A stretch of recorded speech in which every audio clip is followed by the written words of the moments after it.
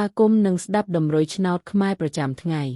ដើម្បីជាកម្លាំងចិត្តសូមពុកម៉ែបងប្អូនចុច like និងសញ្ញាជាម្នាក់មួយផង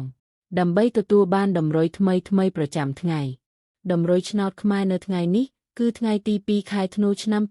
2025ដើម្បីកុំឲ្យខាតពេលយូរសូមស្ដាប់តម្រុយឆ្នោតពី admin មានលេខ65487221សម្រាប់ប៉ុស្តិ៍ ABCD សម្រាប់លេខ OSAD មាន2គ្រាប់គឺ OS ខ្ទង់60និង20សម្រាប់3លេខគឺ admin មាន2គ្រាប់ផងដែរគឺមានលេខ841x127គុណបើសិនជាពុកម៉ែបងប្អូនស្រឡាញ់និងពេញចិត្តលេខទាំងនេះពុកម៉ែបងប្អូនអាចយកលេខទាំងនេះទៅផ្សងសំណាងបានជាចុងក្រោយសូមជូនពរពុកម៉ែបងប្អូនដែលយកលេខខាង admin ទៅផ្សងសំណាងហេងយើងទាំងអស់គ្នាជូនពរពុកម៉ែបងប្អូនជួបតែសំណាង